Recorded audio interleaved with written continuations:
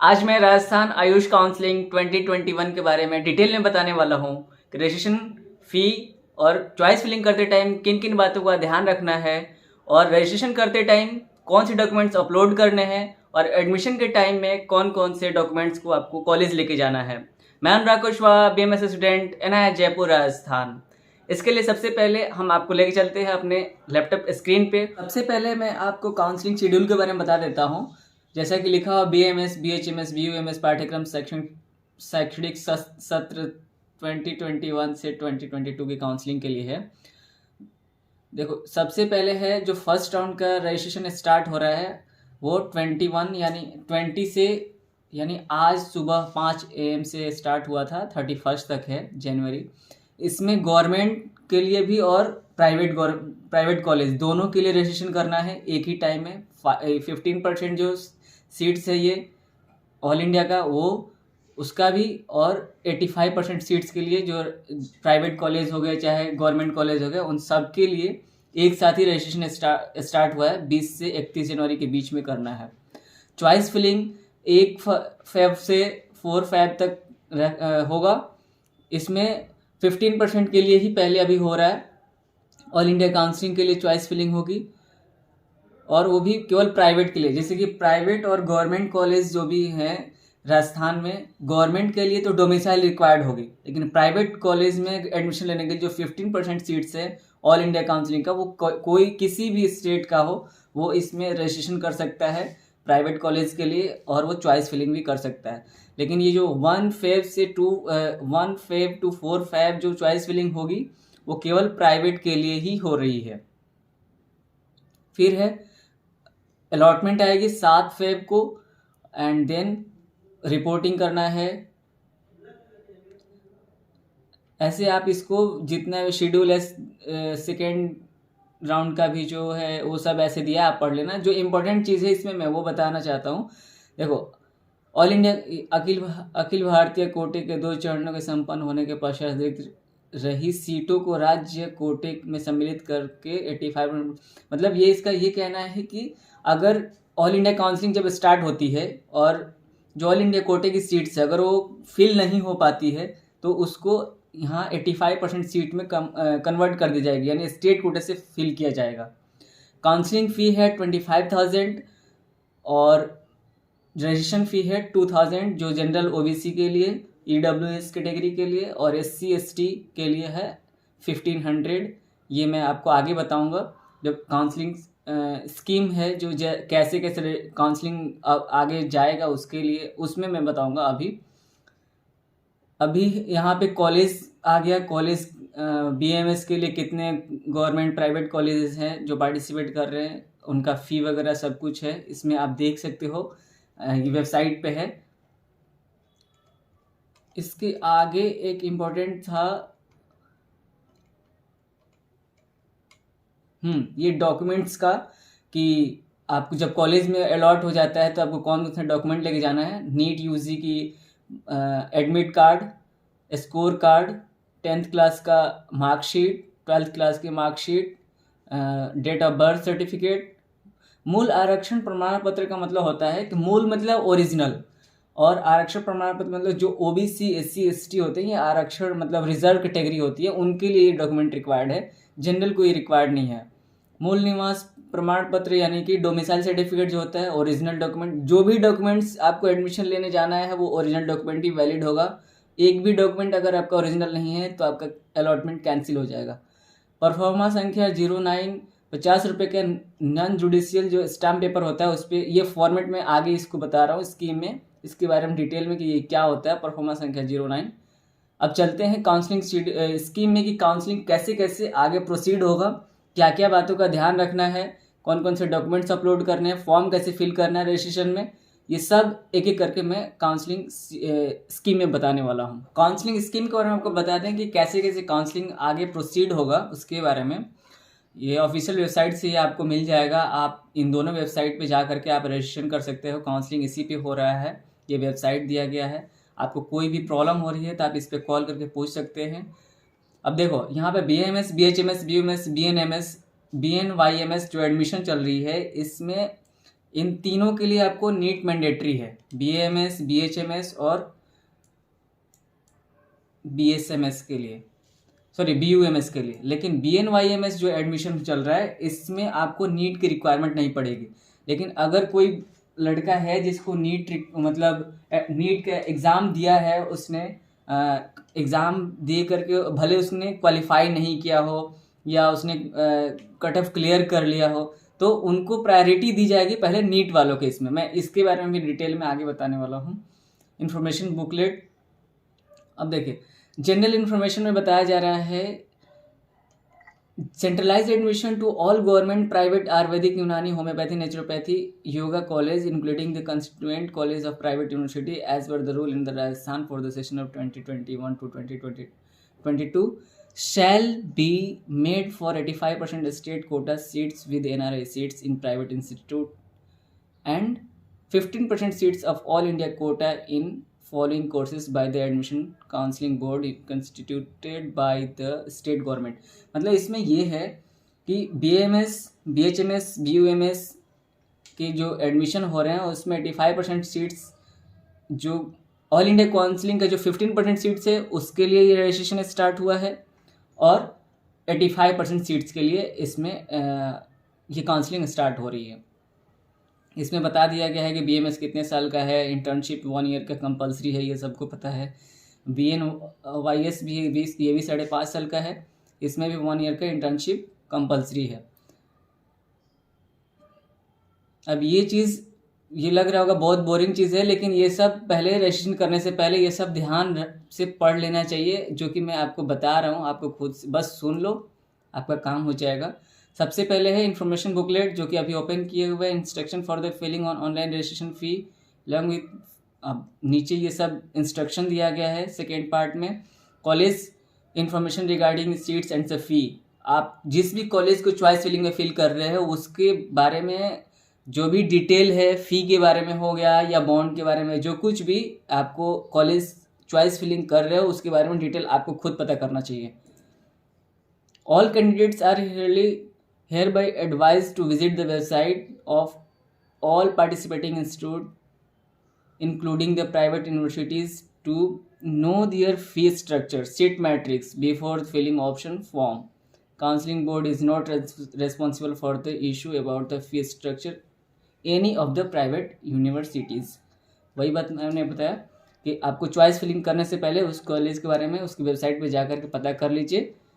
भर देने के बाद, अलॉटमेंट होने के बाद बोर्ड कुछ नहीं कर सकता है कि फ़ी में ये हो गया, वो हो गया, ज़्यादा हो गया, कम हो गया, कुछ भी।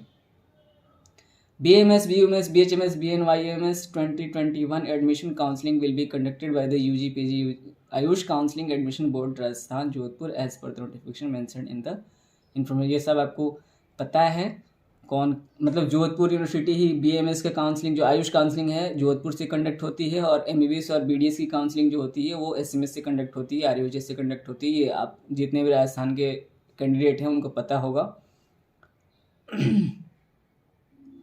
NEET score along with some relevant data has been received. अब ये कहाँ कुछ डेटा इनको मिला हुआ है, नीट से लिए हुए हैं, ये चीज़ इसमें बताया गया है।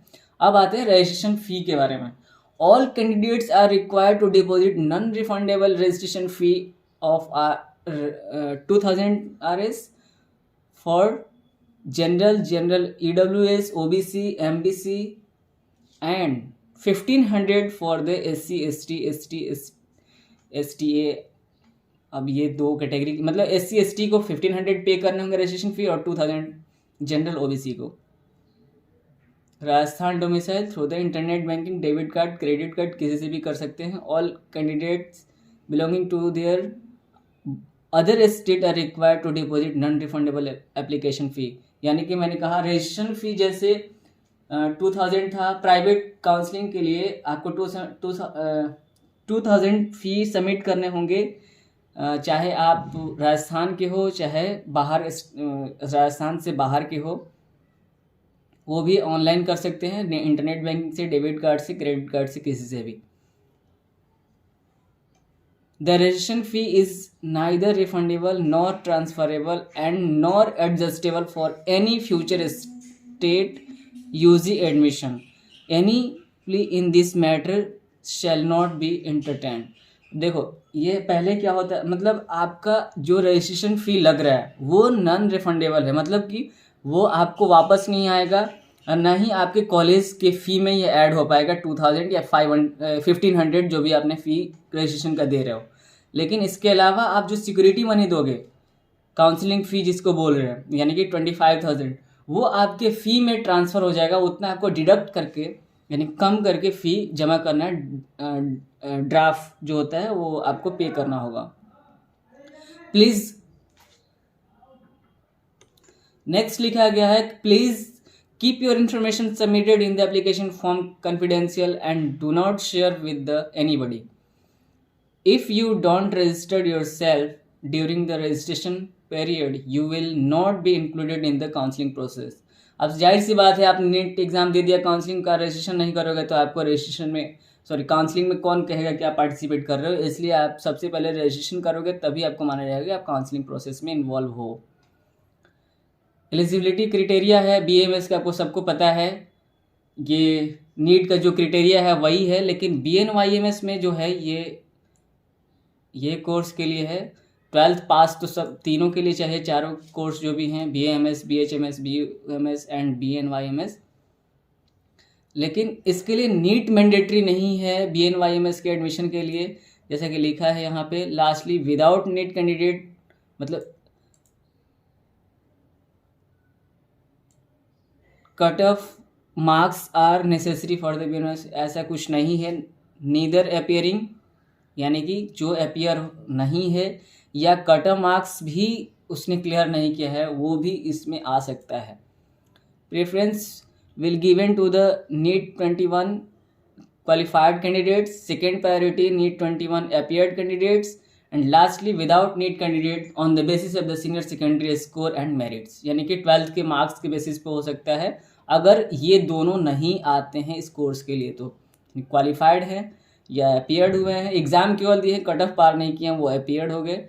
और अगर नीट एग्ज़ाम कोई भी नहीं दिया है, ओनली वही फिल किए हैं जो नीट वाले नहीं हैं, तो उनके 12th का मार्क्स के बेसिस पे इसमें एडमिशन होगा BNYMS में। ये कट ऑफ मार्क्स हो गया। अब आते हैं काउंसलिंग के other criteria. Other eligibility criteria जो है फॉर स्टेट कोटा, यानी कि जो 85% सीट्स हैं उनके बारे में अब क्राइटेरिया बताई जा रही है। एलिजिबिलिटी क्राइटेरिया क्या क्या है? All candidates are hereby informed that only candidates of Rajasthan, ये याद रखना, only candidates of Rajasthan domicile are eligible for the admission BAMS course through this counseling board on state quota seats as per order। ये जो भी है बहुत कुछ लिखा गया है। Eligible candidate from all over India apart from the domicile of Rajasthan are eligible for the admission in the BUMS, BHMS, BNYMS। देखो आपको आयुर्वेदा में एडमिशन यानी कि BMS में एडमिशन लेना है तो आपको यहाँ का डोमिसाइल नीड है, लेकिन आपको BHMS में एडमिशन लेना है, BUMS में एडमिशन लेना है कोर्स, तो उसके लिए डोमिसाइल का नीड नहीं है, आप ऑल इंडिया से भी अप्लाई कर पा रहे हैं। Eligible candidate from all over the India apart from the domicile of Rajasthan are eligible for the admission in the BUMS, BHMS or BNYMS course, but the preference shall be given to the candidate of Rajasthan origin. If seats remain vacant after that, the same shall be filled by the candidate from the outside Rajasthan or merit base। ये लेकिन तभी possible है, तभी होगा जब seats बचेंगे। Following are the criteria for the decide Rajasthan domicile, ये सबको पता है, ये ऊपर का 1 नंबर 2 नंबर पढ़ लेना, वैसे ज़्यादा इसमें नहीं बता रहा हूँ मैं। क्राइटेरिया सबको पता है कि डोमिसाइल कहाँ जहाँ कौन है यहाँ पे पहले से ही। ये NRI कोटा के लिए है, NRI कोटा बहुत कम लोग हैं इसलिए इसको मैं छोड़ रहा हूँ। अब एप्लीकेशन प्रोसीजर के बारे में बात करते हैं। Important points to be taken care of. The candidate must upload his or her recent color photographs during the online registration। देखो ये ज़्यादा इम्पोर्टेंट है कि कैंडिडेट जो भी हैं अपना रिसेंट अपलोड करेंगे, वो भी कलर्ड फ़ोटो। देखो ठीक है, Each candidate must clear mention the category सब category of reservation if desired by the him or her. मतलब अगर आपका कैटेगरी है, आप चाहते हो रिजर्वेशन लेने का, तो आप मेंशन करना, क्योंकि अगर मतलब आपका कैटेगरी सब कैटेगरी गलत रहती है और कैटेगरी का अगर सीट अलॉट होता है तो आपको कैंसिल हो जाएगा जब आप एडमिशन करने जाओगे. Candidate of any category general, SC ST, OBC, MBC, EWS, paramilitary defense, if applying for the additional reservation as physically handicapped, should mention their information on the space provided for dead and related certificate issued by the competent authority shall be provided at the time of the counseling. Category and subcategory once filled in online registration by the candidate will not be allowed to change any circumstances during the counseling.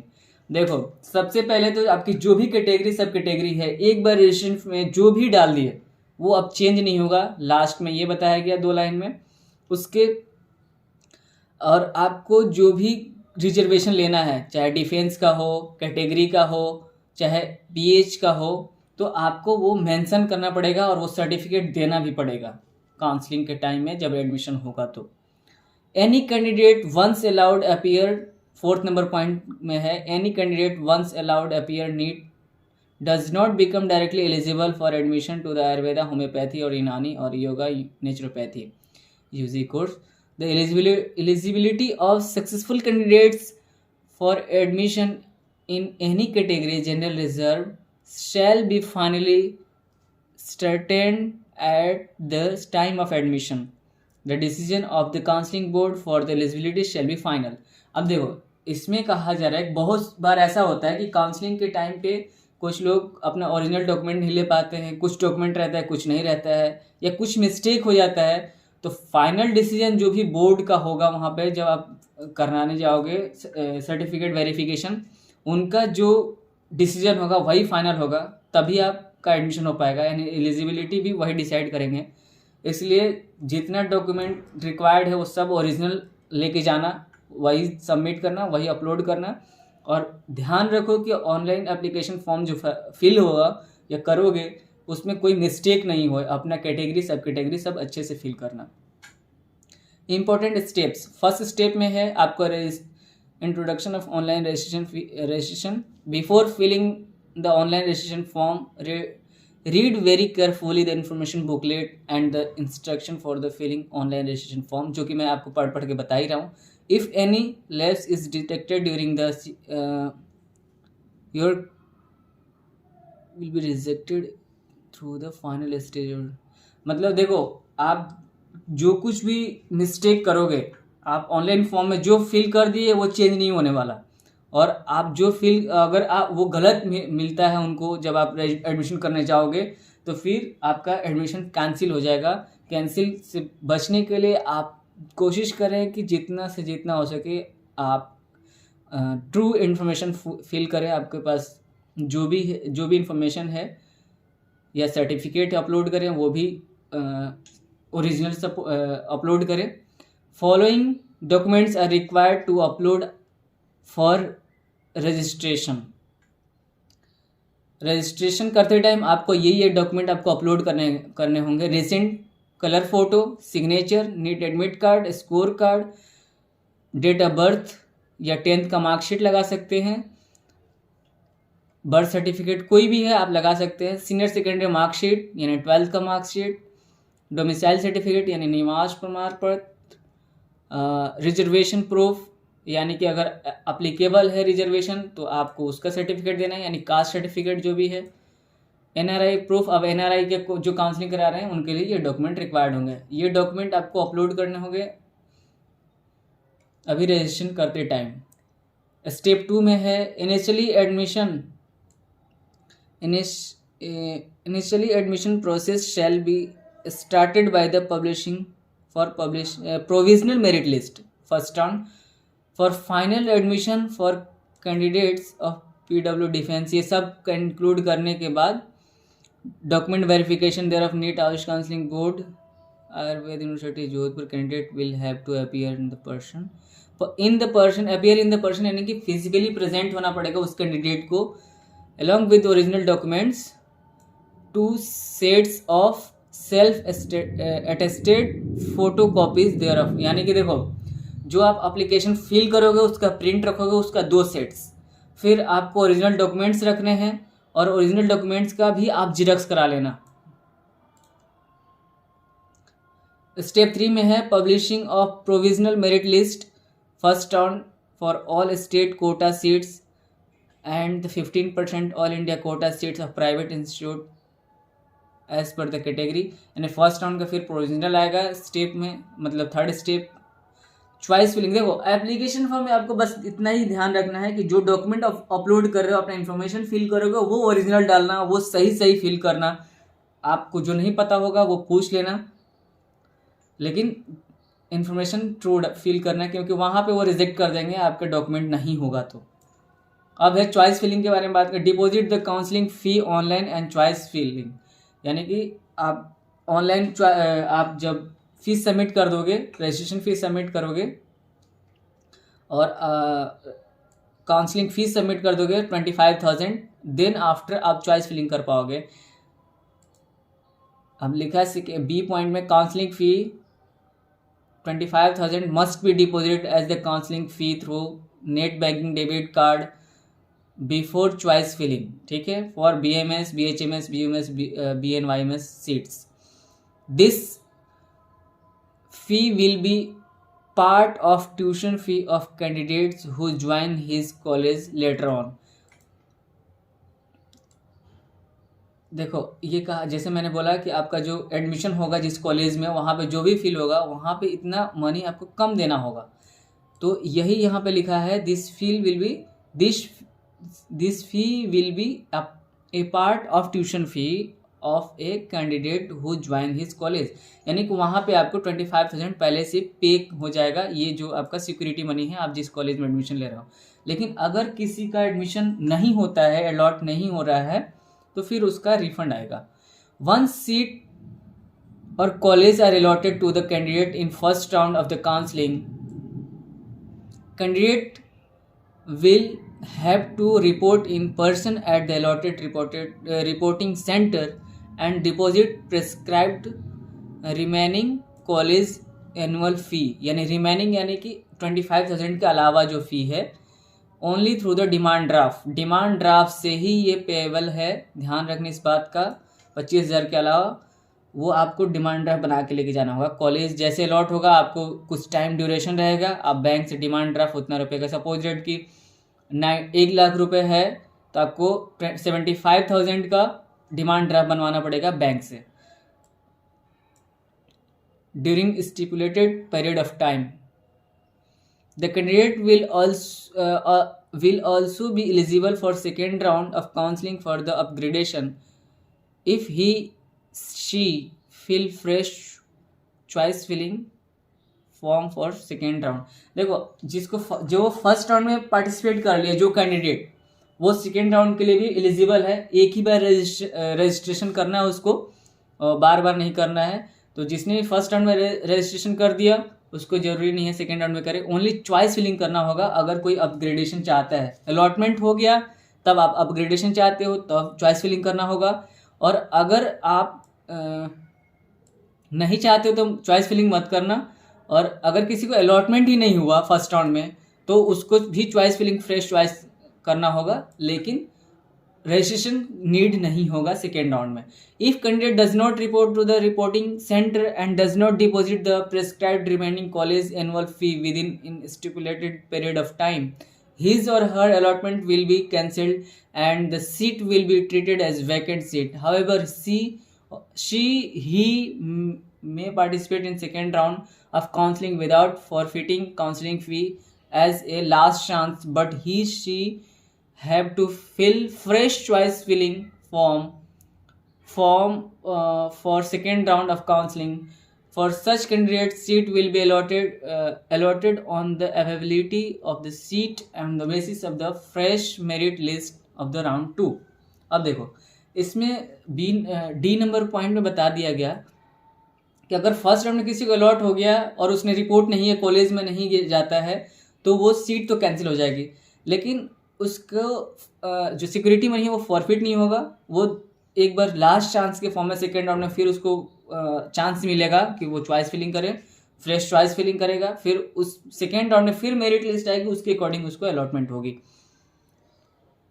The counselling fee will be forfeited. अब ये important है, E number point. Counselling fee will be forfeited if a candidate who has been allotted a seat in the second round और subsequent, यानी कि mop up round वेस्टे vacancy round में allot होता है, does not join the respective institute और surrender the seat due to any unforeseen reason, counseling fee will be forfeited if the admission gets cancelled due to the any reason. In case of candidate give the wrong information at the time of registration, on the basis of which a seat may be allotted and later cancelled by the admission authority at the time of reporting, or fails to produce the required document at the time of the reporting for admission within the stipulated time. If a candidate does not get admission in any round of admission counseling fee will be refunded to the candidate after completion of counseling process. ये मैंने बताया था कि अगर किसी को allot हो रहा है, अगर वो छोड़ देता है फर्स्ट राउंड में तो छोड़ेगा, उसका अमाउंट फॉरफिट नहीं होगा जो सिक्योरिटी फी है। लेकिन अगर सेकेंड राउंड में अलॉटमेंट होती है और वो छोड़ देता है, रिपोर्ट नहीं करता है, एडमिशन नहीं लेता है, रिपोर्ट का मतलब एडमिशन लेना, अगर अलॉटमेंट जो भी कॉलेज अलॉट हो गया अगर उसमें एडमिशन नहीं ले रहे हो तो आपका सेकेंड राउंड में जो भी अलॉट हुआ और एडमिशन नहीं लेते हो तो आपका सिक्योरिटी मनी फॉरफिट हो जाएगा। लेकिन अगर कोई किसी को अलॉट नहीं हुआ तो उसका सिक्योरिटी मनी उसके ऑनलाइन मोड से ही वापस आएगा, ठीक है।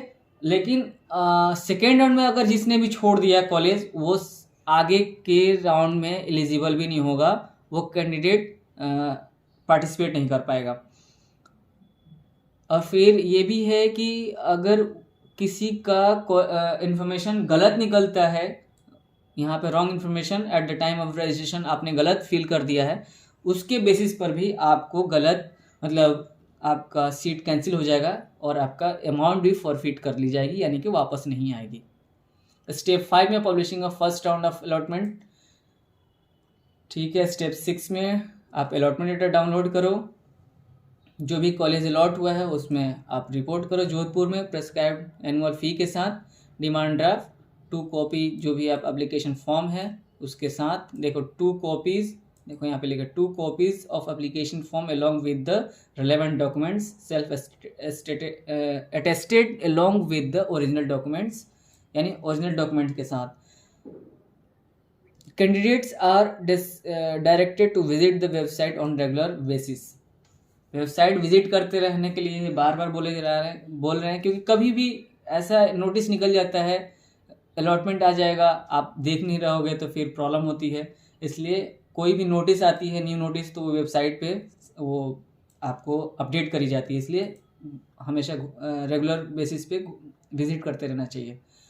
Surrender of seats, if a candidate is willing to surrender his or her seat allotted at the first round of counseling, then he/she will have to appear in person at the office of counseling board Jodhpur along with required document received to the surrender the seat। देखो अगर किसी को first round में seat allot हुई है और वो चाहता है वो एडमिशन भी ले लिया, देखो सीट सरेंडर तभी होती है जब आपकी एडमिशन ले चुके हो। ऐसा नहीं कि आपने फर्स्ट राउंड में अलॉट हो गया और आपने एडमिशन नहीं लिया है तो वो सीट सरेंडर करने जाना है, ऐसा कुछ नहीं है। आप छोड़ दोगे कोई दिक्कत नहीं, आप सेकेंड राउंड में पार्टिसिपेट कर सकते हो चॉइस फिलिंग फ्रेश करके। लेकिन आपका अलॉटमेंट हो गया, आपने एडमिशन ले लिया फर्स्ट राउंड में और आप नहीं चाहते उसको कंटिन्यू करना, तो सीट सरेंडर होती है। वो आपका एक ड्यूरेशन निकालेंगे, टाइम निकालेंगे, उस दिन आपको जाना पड़ेगा जोधपुर में, ये काउंसलिंग बोर्ड जो है, और वहाँ पे आपको डॉक्यूमेंट देना पड़ेगा, यानी कि आपने फ़ी कितना सबमिट किया है वो सब डिटेल देना पड़ेगा कि कहाँ पर एडमिशन हुआ है। अब आते हैं eligible for the second round of counselling. अब सेकेंड राउंड के लिए कौन कौन से कैंडिडेट एलिजिबल होंगे? Candidate eligible for the seat allotment in second round would be from one of the following groups, यानी group number 1 fresh new eligible candidate who have not registered in the first round of counselling. अगर कोई बच्चा supposed first round counselling निकल गया, registration जो time था, duration था, वो पार हो गया, उसको नहीं पता चला, तो वो सेकेंड राउंड में फिर से रजिस्ट्रेशन कर सकता है, रजिस्टर हो सकता है अपने आप को, फ्रेश चॉइस फिलिंग करेगा, फ्रेश रजिस्ट्रेशन करेगा। जैसे फर्स्ट राउंड में जो बच्चे किए थे वैसे ही उसको सेकेंड राउंड में करना पड़ेगा। अगर कोई पार्टिसिपेट फर्स्ट राउंड में नहीं किया है उसके लिए ये है, सेकेंड राउंड में वो पार्टिसिपेट कर सकता है, रजिस्ट्रेशन कर सकता है। ग्रुप सेकेंड में registered candidates who did not get any seats allotment in the first round. अब देखो, जो वही लोग पार्टिसिपेट कर सकते हैं सेकेंड राउंड में, जो मतलब एक तो ये हो गया कि जो उसने फर्स्ट राउंड में पार्टिसिपेट ही नहीं किया, दूसरा वो है कि कैंडिडेट पार्टिसिपेट तो किया फर्स्ट राउंड में लेकिन उसको सीट अलॉट नहीं हुआ फर्स्ट राउंड में, वो भी पार्टिसिपेट कर सकता है सेकेंड राउंड में। और ग्रुप थर्ड में है registered candidates who have secured seat under the reserve quota whose first round of allotment seat got cancelled during the document verification on the reporting for admission will be considered for allotment of seat in the next round of the seat allotment with changed categories subject to the availability of the seat in the respective category। अब देखो, बहुत बार ऐसा होता है, last year ही एक हुआ था क्योंकि कैटेगरी कुछ गलत हो जाने की वजह से सीट कैंसिल हो गई।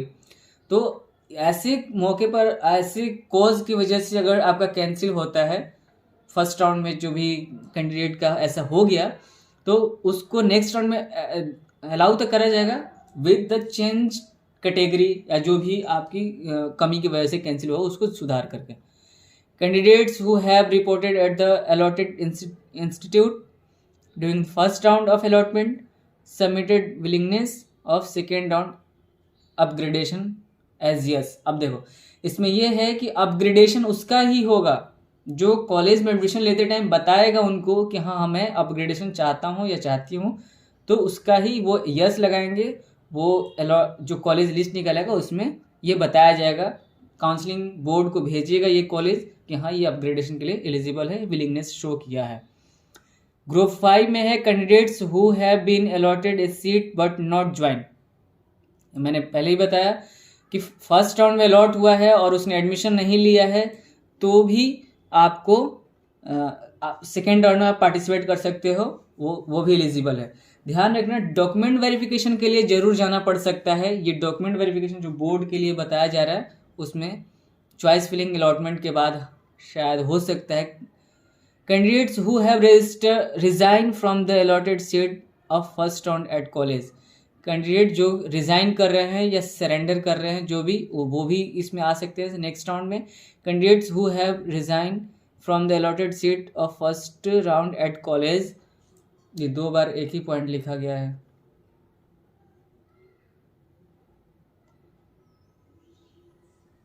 अब आते हैं non eligible for second round of counselling. Candidate who have become non-eligible due to having the inadequate documents as per the eligibility criteria। अब देखो, अगर किसी के पास डॉक्यूमेंट ही नहीं है, जो डॉक्यूमेंट रिक्वायर्ड है वो सेकेंड राउंड में फिर से नहीं आ पाएंगे। फर्स्ट राउंड में अगर कैंसिल हो गया है तो सेकेंड राउंड में भी नहीं आ पाएंगे। क्यों? अगर वो देते हैं तो ठीक है, नहीं तो फिर कैंसिल। थर्ड राउंड में मॉपअप राउंड में जो है, round will be conducted as per the direction of ministry of Ayush, government of India, New Delhi. अब थर्ड राउंड ये मिनिस्ट्री के अकॉर्डिंग, क्योंकि ये वेट करेंगे मॉपअप के लिए, क्योंकि जो सीट्स बच जाएगा ऑल इंडिया काउंसिल से वो भी इनके लिए कंडक्ट करना पड़ेगा, तो इसलिए ये वेट करेंगे। No admission will be done by UG PG Ayush counselling board Rajasthan after the cut off date decided by the ministry of Ayush, government of India. Okay. Conditions applied on the application form and the document required at the time of the joining और reporting. अब ये document आपको college में जब जाओगे allotment के बाद, तब आपको वहाँ पे देना है। देखो, डॉक्यूमेंट वेरिफिकेशन के लिए नहीं जाना है, ये डॉक्यूमेंट आपको कॉलेज में ही लेके जाना है।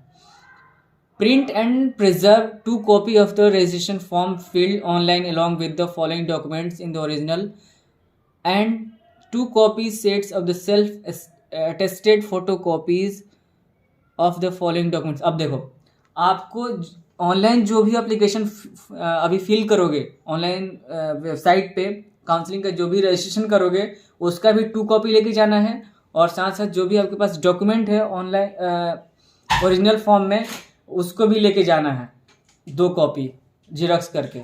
अब देखो ये डॉक्यूमेंट्स कौन कौन से हैं। नीट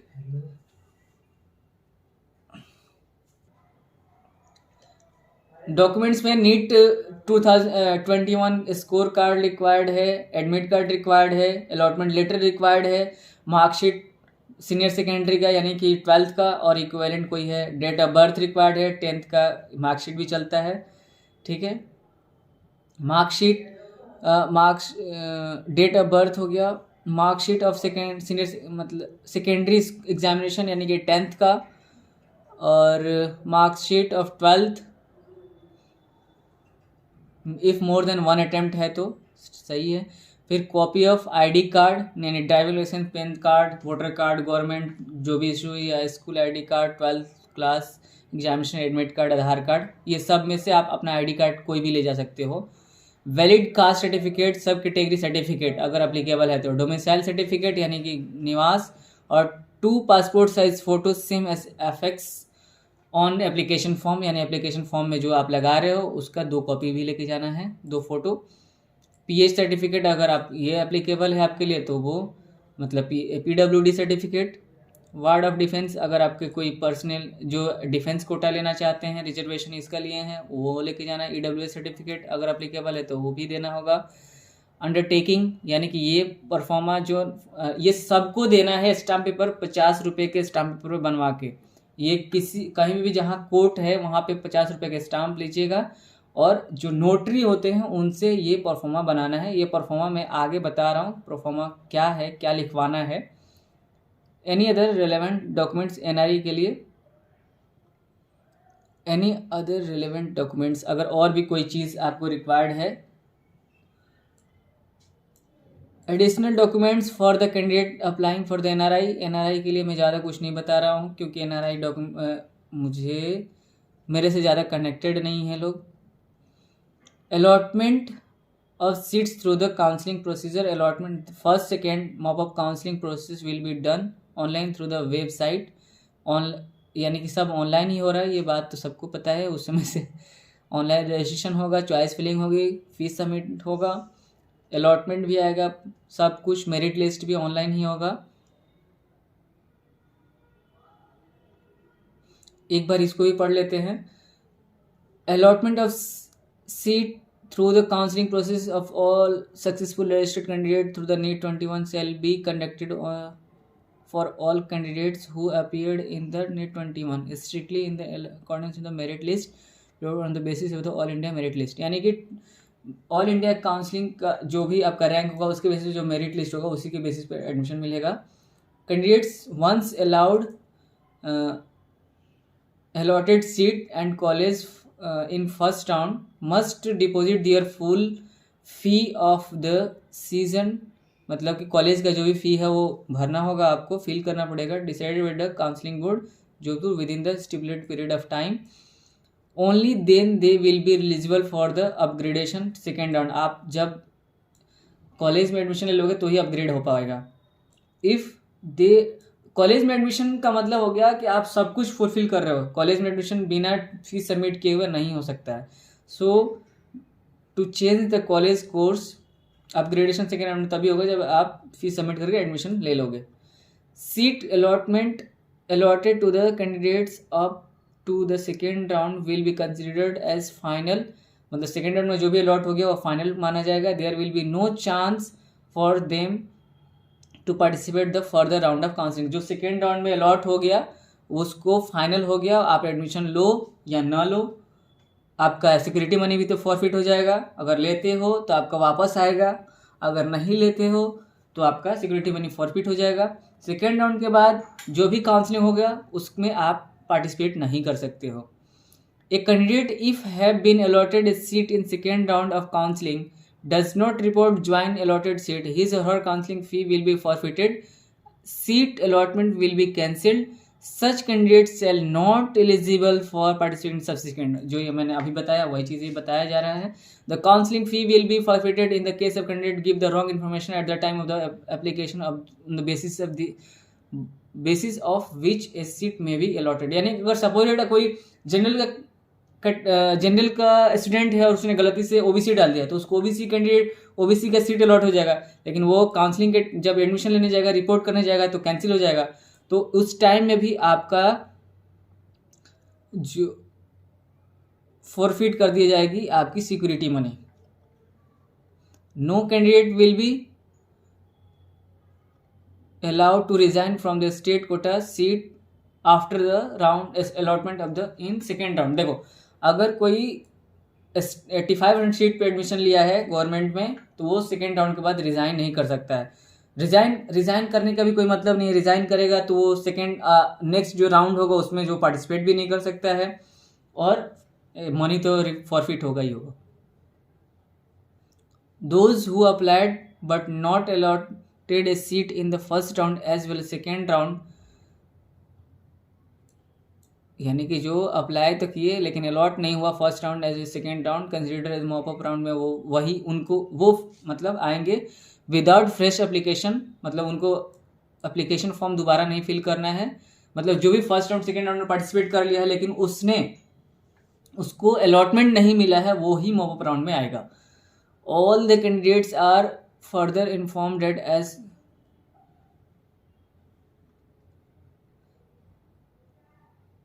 आगे बढ़ते हैं। ये a candidate without original document certificate document shall not be allowed to take the admission allotted report. मतलब विदाउट आपको ये सब वो लिखा गया है कि बिना ओरिजिनल डॉक्यूमेंट के आपका एडमिशन नहीं हो पाएगा। ओरिजिनल सर्टिफिकेट आर डिपॉजिट हो जाएगा। A candidate who has already been admitted in the UG course has deposit his और her certificate in any college और इंस्टीट्यूट या university come for the counselling allotment process with a certificate stating date his और her original document are the. इसमें बताया गया है कि कोई भी candidate without original document certificate या document shall not be allowed to take the admission at the allotted reporting centre और college under the any circumstances. यानी कि अगर आपके पास ओरिजिनल डॉक्यूमेंट नहीं है तो आप एडमिशन नहीं ले पाओगे। A candidate who has already been admitted in the UG course has deposited his certificate in any college, institute, university and come for the counseling allotment process with a certificate stating that his or her original certificate are deposited with the another reporting।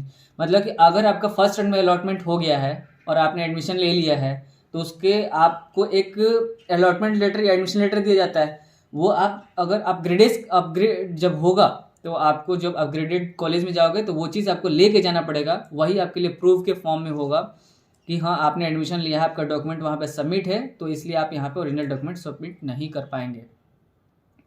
Admission shall be treated as a provisional subject to the final decision of the any. ये एक है the college shall be provide the list of provisional allotment candidates they shall verify the. जो भी information आप दे रहे हो वो सब वेरीफाई करेंगे। If any new AYUSH college is permitted to the join counselling during the ongoing counselling process for the next round preference will be given to the merit order of all the registered candidate. मतलब कुछ college अभी भी participate नहीं करते हैं लेकिन बाद में अगर ऐसे आ जाते हैं नेक्स्ट राउंड में तो वो भी इसी की तरह जो मेरिट लिस्ट है वैसे उसी की बेसिस पे अलॉटमेंट होगी। Candidates are advise to visit board, मतलब वेबसाइट को विजिट करते रहें हमेशा रेगुलरली, न्यूज़पेपर को देखते रहें, ठीक है। After mop up round once the merit list is, और इस पॉइंट पर लिखा जा रहा है कि CCC की अगर जो मॉप अप राउंड होगा उसके बाद जो भी सीट बच जाएगी वो आपके स्टेट कोटा में आ जाएगा, 85% सीट में कन्वर्ट हो जाएगा। Reporting to the college after the counselling joining time. अब इसमें क्या बताया जा रहा है, each candidate shall be given the time, मतलब सबको ज्वाइनिंग के लिए टाइम मिलता है। अलॉटमेंट के बाद आपको एडमिशन लेने का टाइम मिलता है, दिया जाता है, लगभग 1 सप्ताह के टाइम रहता है।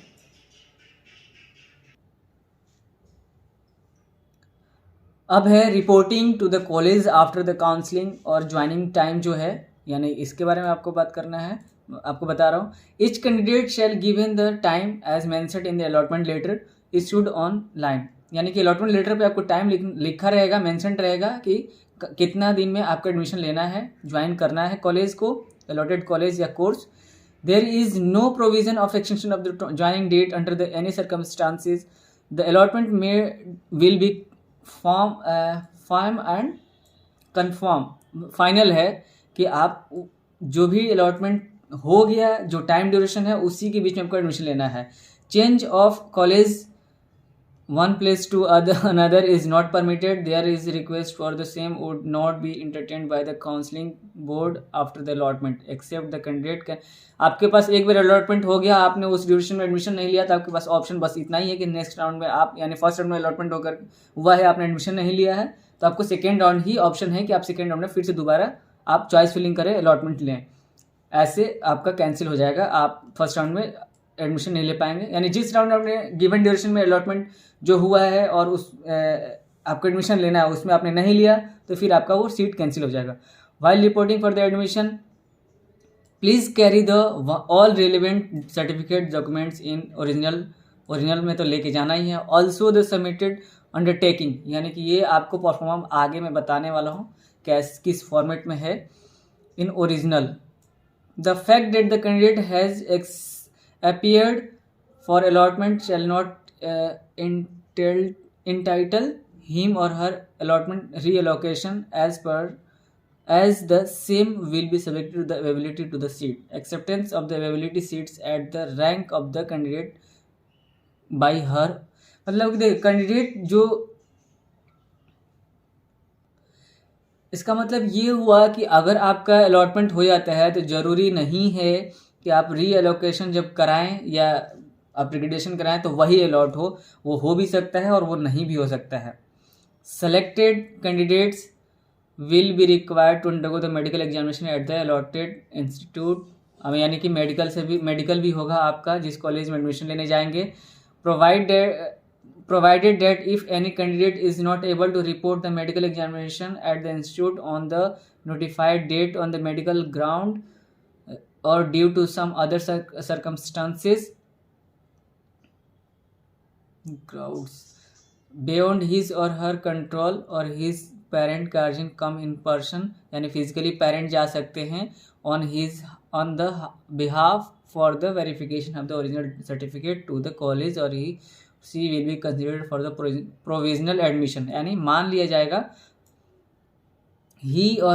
his or her formal admission will be confirmed only when she is found medically fit fulfill, यानी कि जब अगर कोई नहीं जा पाता है डॉक्यूमेंट वेरिफिकेशन के लिए अलॉटेड कॉलेज में, तो कोई गार्जियन जा सकते हैं, फादर या कोई भी, और वहाँ पे ओरिजिनल डॉक्यूमेंट देंगे, एडमिशन हो जाएगा, प्रोविजनल एडमिशन हो जाएगा। लेकिन कंफर्म तभी होगा जब वो लड़का मेडिकली फिट उस कॉलेज में जा करके, जब उसका मेडिकल होगा, जो भी कैंडिडेट होगा उसका मेडिकली फिट होगा, तभी एडमिशन कंफर्म किया जाएगा। Candidate who fail to attend medical examination notice date are available for forfeit the claim for admission. आपको जब मेडिकल के लिए बुलाया जाएगा, जो डेट दिया जाएगा उसमें आपको जाना भी पड़ेगा, नहीं तो एडमिशन कैंसिल हो जाएगा। Considered candidate who have been admitted must join their class on the, यानी कि जो एडमिशन ले लिया वो क्लास जब स्टार्ट हो जाए तो एडमिशन हो गया तो फिर क्लास करो। Selection for this admission will be cancelled if the selected candidate do not report to the allotted college or deposit fee up to the stipulated date, or whose particulars are not found correct, or who not medically unfit। यानी medically unfit रहते हैं तभी आपका admission cancel हो जाएगा। अगर आपने fees submit नहीं किया है स्टिपुलेटेड ड्यूरेशन में तभी आपका कैंसिल हो जाएगा, और रिपोर्ट ही नहीं करेंगे तो आपका कैंसिल ही होना है। The selected candidates must also carry all the जो भी required certificate documents original, also submit the undertaking. ये अंडरटेकिंग बहुत बार आ रहा है, ये बहुत इंपॉर्टेंट है, इसलिए मैं इसके बारे में आगे बता रहा हूँ। सबमिटेड बाय द डॉक्यूमेंट और original along with the self attested copy, जो भी दो कॉपी है उनका, दो कॉपी किसका, जो एप्लीकेशन फॉर्म फिल कर रहे हैं उसका 2 कॉपी, आपका जो भी डॉक्यूमेंट्स है उनका 2 कॉपी, आपका फ़ोटो दो होना चाहिए जो एप्लीकेशन फॉर्म में आप फिल कर रहे हैं या आप अपलोड कर रहे हैं। Round 1, at the time of counseling of round 2, mop up round and shall deposit the application fee of the allotted college, complete their formality within the stipulated time, failing their admission shall stand cancel, यानी cancel हो जाएगा अगर आपने given duration में आप counselling जो फ़ी applicable है, देखो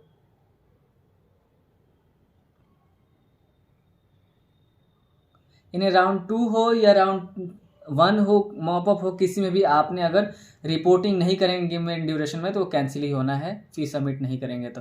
द कैंडिडेट मस्ट प्रेजेंट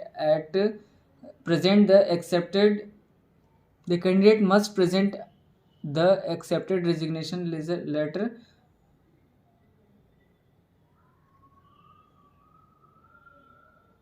अगर कोई कैंडिडेट है जो किसी कॉलेज में ऑलरेडी पहले से पढ़ रहा है और उसका अलॉटमेंट हो गया तो उसको पहले रेजिग्नेशन वहाँ से लेना पड़ेगा, तभी आप एडमिशन ले पाएंगे। नहीं तो अगर रेजिग्नेशन लेटर नहीं देंगे तो फिर आपको डिस्क्वालीफाई कर दिया जाएगा एडमिशन से। The non viewing of the website about the counselling process allotment information by the candidate shall not be accepted as a ground for non reporting on the schedule time date. The candidate's allotment will stand automatically cancelled if he or she does not report in person to the allotted report। यानी कि आपको जब तक physically present नहीं होंगे given duration में, वो भी जो भी टाइम बताया गया है, और वो पता कैसे चलेगा, वेबसाइट विजिट करते रहेंगे तभी। अब वैसे भी आपको वेबसाइट पे पता भी है अलॉटमेंट जब लेटर आएगा वेबसाइट से डाउनलोड करेंगे तो वेबसाइट पे कब आ रहा है अलॉटमेंट, डेट तो दे दिया गया है लेकिन आपको डाउनलोड करके देखना भी पड़ेगा कब है, कब जाना है। इसलिए अगर आप ऐसा नहीं करते हैं, छोड़ देते हैं गिवन ड्यूरेशन में, तो फिर आपका कैंसिल हो जाएगा। Candidate shall have to deposit the annual fee of allotted college for the session 21 to 22 with deduction of counselling fee, यानी कि इतना आपको कम देना है। वेयर ही और she is admitted with in the notified time after the counselling. Only after depositing this fee, the college shall confirm admission. Their counseling fee will be adjusted with annual college fee, यानी adjust कर लिया जाएगा, यानी कि 25,000 कम दे देंगे तो वैसे भी एडजस्ट हो जाएगा वो। इम्पोर्टेंट है, candidate who do not join the allotted college will be treated as fresh candidate in the subsequent round। यानी कि अगर फर्स्ट राउंड में आपको अलॉट हुआ है, आपने एडमिशन नहीं लिया है, तो आपको फ्रेश माना जाएगा, आपको केवल चॉइस फिलिंग करके नेक्स्ट राउंड में पार्टिसिपेट कर सकते हो। While reporting the admission please carry will be relevant certificate document, ये आपको कई बार आ गया। ये है इम्पर्सोनेशन। देखो इसमें है कि अगर आपने कोई भी गलत इन्फॉर्मेशन देते हो, suppose if any stage it was found that any candidate has indulged in any case of impersonation, means गलत चीज़ों में, जैसे that mean not matching the photograph signature documents of the candidates, यानी कि जो भी सबमिट कर रहे हो वो मैच नहीं कर रहा है एप्लीकेशन फॉर्म से, फ़ोटो मैच नहीं कर रहा, तो he she will be handed over to the police को वो हैंड ओवर कर देंगे। केस विल बी, मतलब अगर आप गलत पाए जाते हो, ऐसा लगेगा कि आप फ्रॉड कर रहे हो तो फिर आपको पुलिस के हवाले कर देंगे, फिर इन्वेस्टिगेशन वगैरह होगा। Such candidate will be permanently from the taking the in future, debarred कर दिया जाएगा फाइनली। ठीक है, फ्यूचर में कभी भी आप एडमिशन नहीं ले पाएंगे, इसलिए ये सब काम में जो भी हैं वो मत करना। अब लास्ट में परफॉर्मा के बारे में बता देता हूँ। देखो जो आर्मी डिफेंस वाले जो कोटा ले रहे हैं उनको परफॉर्मा में 1 प्रोफार्मा, सेकेंड में, थर्ड में ये सब चिल्ड्रन एक्स सर्विस मैन के हैं उनको ये वाला 2B, ये सब ऐसे करके है। प्रोफार्मा 4 जो है रिगार्डिंग पैरामिलिट्री, जो भी इस कोटा को यूज़ कर रहे हैं उनको प्रोफार्मा 4 देना है। 5 में डिसेबिलिटी यानी PWD जो है उनका सर्टिफिकेट है। फिर NRI के लिए ये है, और 9 में अंडरटेकिंग, जो अब आपको बताने वाला हूँ। नीचे देखिए इतने सारे ये सब डॉक्यूमेंट्स फॉर्मेट दी गई है, ये डॉक्यूमेंट फॉर्म आपको जो भी प्रोफॉर्मा आपके लिए एप्लीकेबल है वो आपको इसमें फिल करना पड़ेगा। मिलिट्री, इसके बाद डिसेबिलिटी आना चाहिए, PWD, देखो सर्टिफिकेट ऑफ डिसेबिलिटी, ये परफॉर्मा आपको बनवा के इसी परफॉर्मा में देना पड़ेगा जो PWD जो कैटेगरी फिल करेंगे। और ये सब जहाँ पे PWD सर्टिफिकेट बनाए जाते हैं वो है। अब आते हैं प्रोफॉर्मा 9 पे। 9 देखो, ये है प्रोफॉर्मा आपको अंडरटेकिंग का, यही सेम टू सेम आपको कहीं भी जाके जो कोर्ट के आसपास में अब जाओगे, कोर्ट जहाँ भी है वहाँ पे ये बनता है। स्टाम्प पेपर 50 रुपये का स्टाम्प पेपर लेना है, नॉन जुडिशियल, और नोटरी से आपको वेरीफाई करके, और ये बस इतना लिखवाना होता है, सिग्नेचर करेंगे, मोहर लगाएंगे, बस ये बन गया आपका। ठीक है। काउंसलिंग के other criteria, other eligibility criteria जो है, all India quota private seats, यानी जो 15% सीट्स ऑल इंडिया का है प्राइवेट कॉलेज का, उसके क्राइटेरिया पहले बता रहा हूँ।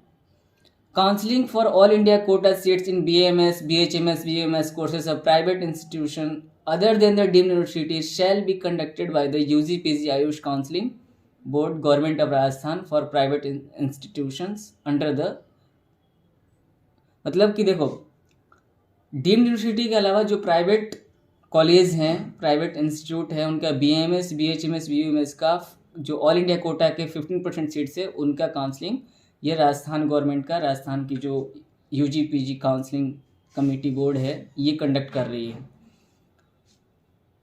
Rules to be followed for all India quota private seats for admission in BAMS, BHMS। अब ऑल इंडिया यानी कि 15% सीट्स के लिए कौन कौन सा रूल्स अप्लाई हो रहे हैं, कौन कौन से रूल्स बनाए हैं ये, उनके बारे में बता रहे हैं इसमें।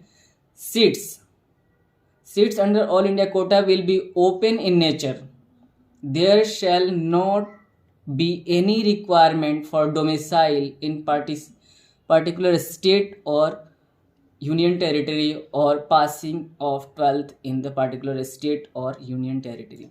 अब देखो इसमें कहा है कि आपको राजस्थान के प्राइवेट कॉलेज के लिए पार्टिसिपेट करना है काउंसलिंग में 15% सीट्स के लिए, तो ज़रूरी नहीं है कि आप जिस भी स्टेट से बिलोंग करते हैं उसका डोमिसाइल मतलब चाहिए ही चाहिए, या आपने 12th किस स्टेट से किए हैं इससे भी कोई मतलब नहीं है। यानी ओपन नेचर का है, यहाँ राजस्थान का जो बच्चा है वो भी ऑल इंडिया काउंसलिंग के सीट्स पे एडमिशन ले सकता है, और अदर स्टेट्स के जो भी बच्चे हैं वो भी इसमें एडमिशन ले सकते हैं, इसके लिए डोमिसाइल की नीड नहीं है। State counselling authority shell conduct second round for all India quota private seats after second round in case of vacancy may convert these seats into the state और UT कोटा। यानी देखो इसमें कहा कि सेकेंड राउंड तभी conduct होगा जब seat vacant रह जाएगा, तो वो अगर सेकेंड राउंड के बाद भी बच जाता है वो फी, वो स्टे वैकेंसी राउंड में जाएगा और उसमें ये कन्वर्ट कर दिया जाएगा स्टेट 85% सीट के कोटा में उस सीट को। Other criteria will be remain same as for all India quota seats mentioned on the, मतलब ये आयुष मिनिस्ट्री की वेबसाइट पे जो ऑल इंडिया काउंसलिंग चलती है उस पे जो है वही प्राइवेट के लिए रेस्ट जो भी रूल्स है वो अप्लाई होंगे। Candidates of Rajasthan domicile are also eligible for the all India quota seats in private institution subject to their all India merit NEET 2021। यानी कि मैंने जैसे बताया कि जो राजस्थान के जो बच्चे हैं वो भी ऑल इंडिया काउंसलिंग जो प्राइवेट कॉलेज के सीट्स हैं 15% उसमें एडमिशन ले सकते हैं, अप्लाई कर सकते हैं।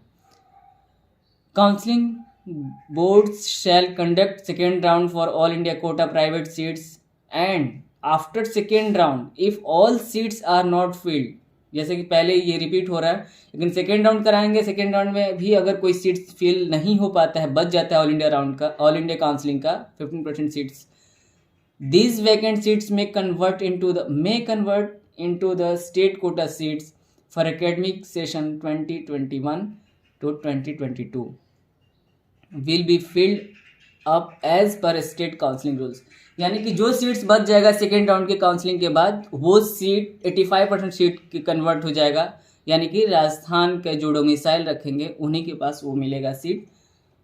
यानी सेकेंड राउंड तक ही बाहरी स्टेट के बच्चे एडमिशन ले सकते हैं प्राइवेट कॉलेज में। राजस्थान के जितने भी प्राइवेट कॉलेज हैं उनमें जो भी ऑल इंडिया काउंसलिंग के सीट्स है उनमें आप सेकेंड राउंड तक ही एडमिशन ले सकते हो, इसलिए आप ज़्यादा वेट मत करना। Counselling board has to provide sufficient time to need 21 qualified aspirant for the registration before each round of counselling for all India quota private seats as well as should give wider publicity for the registration process.